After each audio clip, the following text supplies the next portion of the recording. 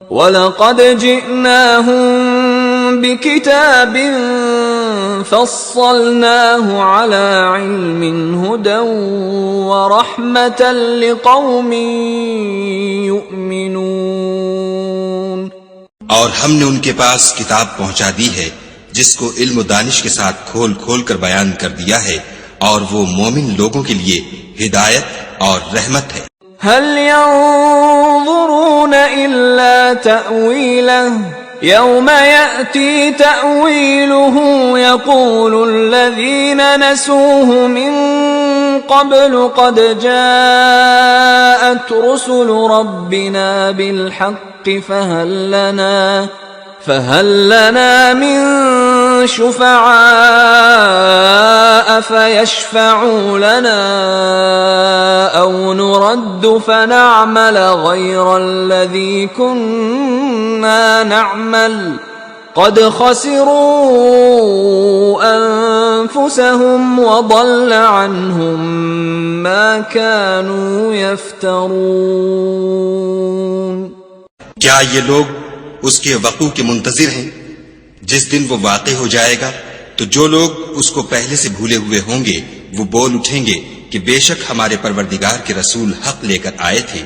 بھلا آج ہمارے کوئی سفارشی ہیں کہ ہماری سفارش کریں، یا ہم دنیا میں پھر لوٹا دیے جائیں کہ جو عمل بد ہم پہلے کرتے تھے وہ نہ کریں بلکہ ان کے سوا اور نیک عمل کریں. بے شک ان لوگوں نے اپنا نقصان کیا اور جو کچھ یہ افترا کیا کرتے تھے ان سے سب جاتا رہا. ان ربکم اللہ الذی خلق السماوات والارض فی 6 ایام ثم استوى على العرش يغشي الليل النهار يطلبه حثيثا والشمس والقمر والنجوم مسخرات بأمره ألا له الخلق والأمر تبارك الله رب العالمين. کچھ شک نہیں کہ تمہارا پروردگار خدا ہی ہے جس نے آسمان اور زمین کو 6 دن میں پیدا کیا، پھر عرش پر جا ٹھہرا.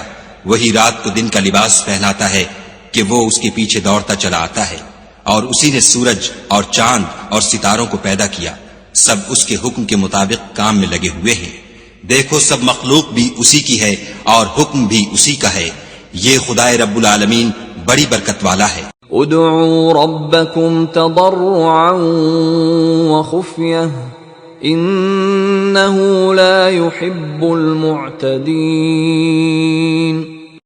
لوگو اپنے پروردگار سے عاجزی سے اور چپکے چپکے دعائیں مانگا کرو، وہ حد سے بڑھنے والوں کو دوست نہیں رکھتا. ولا تفسدوا في الأرض بعد إصلاحها وادعوه خوفا وطمعا ان رحمت اللہ قریب من المحسنین. اور ملک میں اصلاح کے بعد خرابی نہ کرنا اور خدا سے خوف کرتے ہوئے اور امید رکھ کر دعائیں مانگتے رہنا.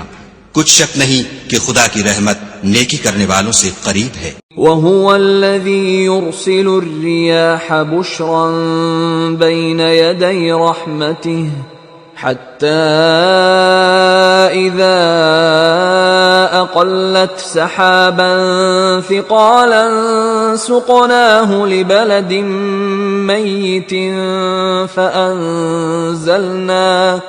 فأنزلنا به الماء فأخرجنا به من كل الثمرات كذلك نخرج الموتى لعلكم تذكرون.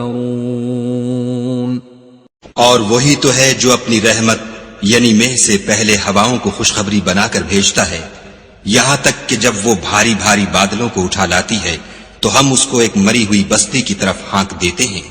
پھر بادل سے مہ برساتے ہیں، پھر مہ سے ہر طرح کے پھل پیدا کرتے ہیں. اسی طرح ہم مردوں کو زمین سے زندہ کر کے باہر نکالیں گے. یہ آیات اس لیے بیان کی جاتی ہیں تاکہ تم نصیحت پکڑو.